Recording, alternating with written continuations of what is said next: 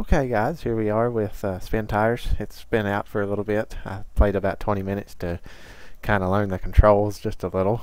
So this is a completely blind playthrough otherwise.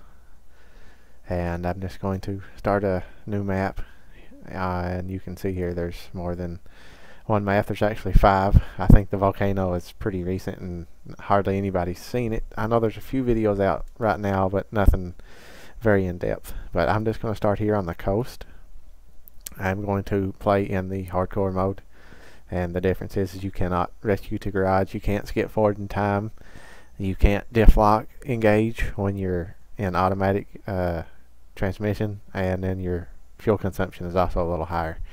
So we're going to play through here on this.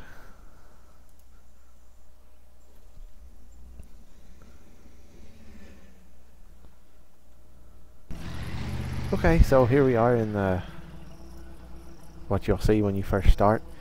Basically, you got 2 trucks here. You got a, I believe this is the UAZ. I don't remember. Got the B130, which is kind of like a regular old pickup truck. Put the brake on there so we don't roll away. You can change trucks by hitting the advanced button here and going into change truck. You can change truck within a certain radius. You can see that little circle there tells you how far you can change your truck. Now we've got another one back here, which is the garage. So what that does is, I'll show you, we can back into that and do some different things with the trucks. And I've noticed if you're playing with the controller, you can come over here and grab this and put it down into first gear here. I'm playing with a 360 controller. If you click the right thumbstick, you can move this around. So right here you've got low, you're locked into first. This is reverse. And then up here you've got high gear, which if you try to take off, it's going to do this.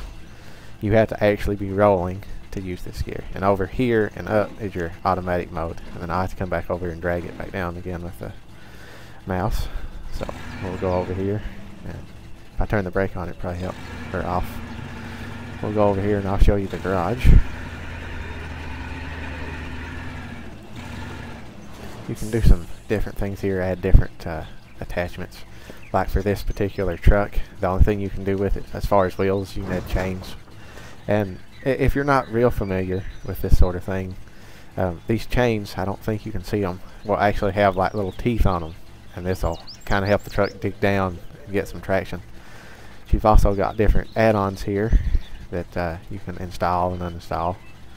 The carriage carries the small little logs. The utility trailer, as it says up here, if I can control the camera. There we go. Maybe. Yes. No. Alright. Maybe not. Utility trailer carries 800 fuel points and 1200 repair points. So that's kind of useful if you get a truck out and you're damaged and you need fuel. The cistern trailer is just basically a fuel tanker.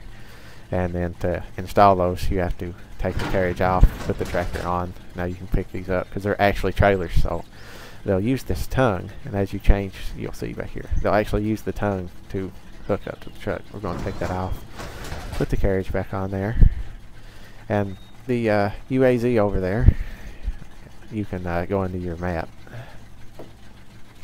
and you can change into it here. The UAZ gets a trunk. It's the only add-on that it has. And I don't know if you can hear this in the video or not. That truck is still running over there because we didn't turn it off. So I'm going to assume, I haven't played the game enough to know yet.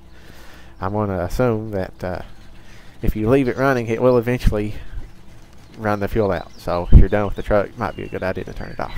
But anyway, we're going to get out of here and head down to the location of the first truck on the map. So I'm going to put it in reverse. Make sure the brake's not on this time. And take off. And before we go too far, I'd like to take a moment. I know the video's kind of jerky, I guess it's where I'm recording with fraps. But we'll take a look here at the trucks. Are actually pretty well modeled for a game that's so small. It wasn't even a gig in size. I think it was about a half a gig. It's like 500 and some. So not quite a gig. But as you see, the trucks have got some pretty good detail on them. And my favorite thing about them, if adjust the settings, I've noticed sometimes the sound level will adjust itself, is the trucks actually do sound you know, I guess you would expect one of these old beat up trucks to sound like. So I'm gonna let you listen to it here as I drive down there and pick up our first new truck.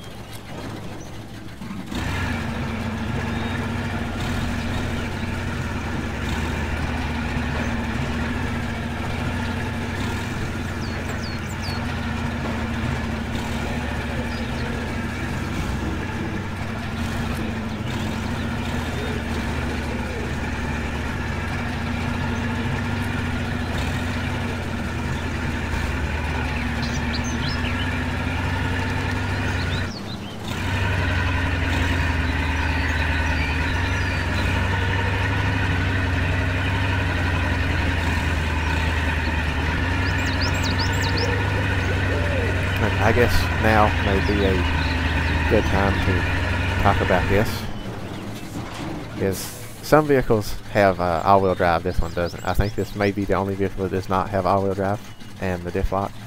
Now if you're not real familiar with this sort of thing, the diff lock basically, when it's open or off, it allows the wheels to travel on each side of the truck are traveling faster when you go around a corner. Say if you take a left, the inside left wheel here will travel slower than the outside wheels. Now if you lock the differential, it's actually locking these together, so these have to spin at the same speed. Now this is useful if you get stuck and you need to transfer some of the traction to the other side. So if you're spinning, you know, you're just sitting there spinning your left side, you need to come over here and, you know, you need to turn your diff lock on, and it'll lock your wheels together, lock your axles together, so both of them are turning. Helps you get out of pretty stuck places. Now the diff lock also works on the front. The diff lock and the all-wheel drive are independent of each other, and sometimes you may do one or the other, or both of them to get out of a situation. Now with these on, it actually will affect the way the truck drives and turns. All-wheel drive will affect the turning radius. Diff lock will affect the turning radius, and obviously if you've got them both on, the truck's going to take a much wider turn than if they were off or each separately on.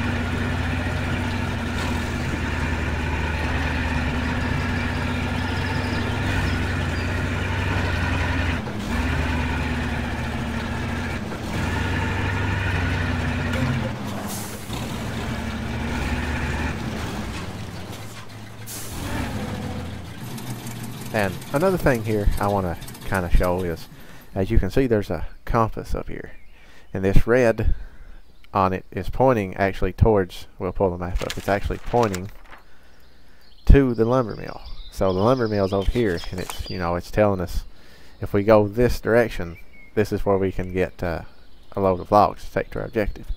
Now you can pull the map up here, and as you see, the map has the directions on it. So if you need to navigate someplace, like right now we have cloaking on the map, I'll explain that in a minute. We have we needed to go north, but you know, or say we need to go over here to the objective. Now, we can say that that's northwest of our current position. So we know the general area or direction that we'd want to travel in would be northwest. So we would turn our compass pointer and turn back around. Of course, once you pick up a load of logs, the compass is actually going to point over here to the objective. And on the cloaking, to reveal the map, you actually have to go and find the cloaking generator. And it's probably best to take a vehicle that's unloaded and has four-wheel drive and diff lock. Some of these places I've seen in other videos are pretty hard to get to, but you'll actually go to that and it'll clear that part of the cloaking off the map and let you see it. So kind of like you haven't been there and surveyed or studied the map, so you go over there and I guess sort of unlock it or see it or survey it, recon the land, so to speak.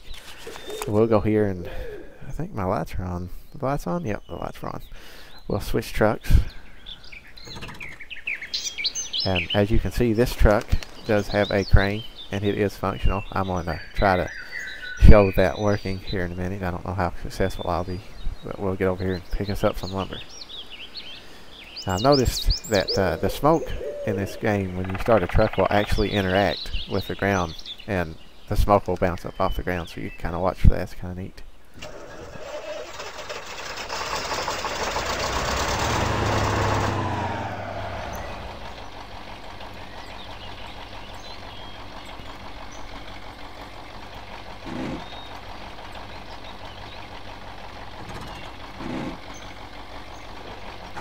And I have noticed, if you're playing with a 360 controller, if you just click in, looks like we might need a little help to get out of here. If you, it's like if you click in the left stick, sometimes it seems like the truck was in sort of maybe a throttle mode. It might have just been my trigger. I don't know. I'll put it in automatic, see what it does. Okay, maybe that was just a fluke last time I was messing around with the game. And another thing is, since we're playing in hardcore mode, and I talked earlier about your differential locking your all wheels, they actually use more fuel consumption when these vehicles are on in diff lock and all-wheel drive mode. They'll actually use more fuel, and since you can't just reset back to the garage, you either have to bring a vehicle out with some fuel supplies to refuel, or you'll have to stop back at a garage or a fuel depot to get your fuel supplies back up, which each truck has a certain limit. This one has 270 liters. Each truck carries a different amount. So if you're going on a long trip and you're not careful and you just leave these on, you could possibly run out of fuel before you get to where you need to go, or before you have a chance to fuel back up. Oh, wrong direction.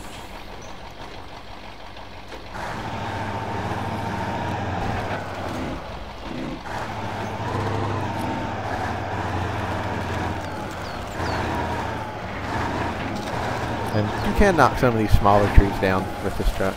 I'm going to try not to run any trees over, hopefully. I think we may be transitioning into evening. It seems it's a little smoother than the demo, but it does seem it's probably where I'm recording, that it does have a little bit of a slowdown or pause when it starts transferring from day to evening and then into night. But as you can see, with diff lock on and all-wheel drive, the truck has a much harder time getting turned around. So we're going to try to turn around here and not tear the trailer off the back of the truck. There we go. Might be able to clear it.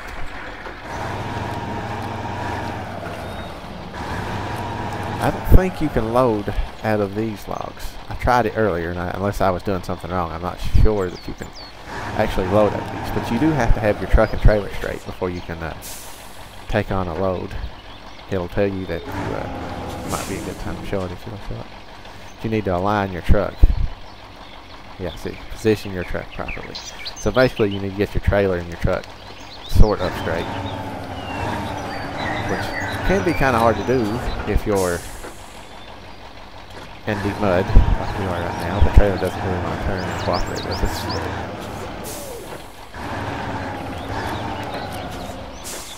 All the Euro Truck Simulator I played in this daggone trailer.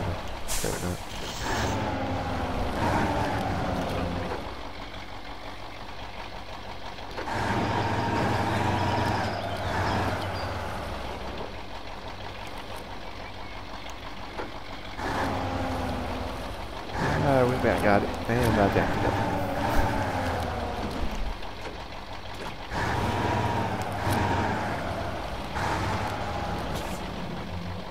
Close enough, maybe? I don't know. Nope.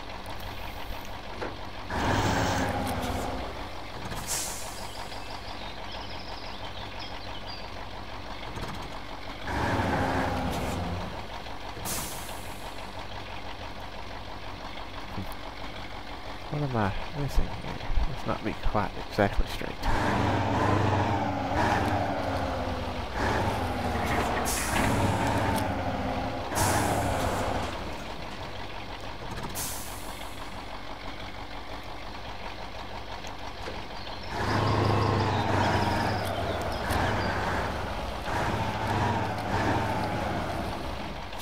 That might do it there. So I'm going to show the crane.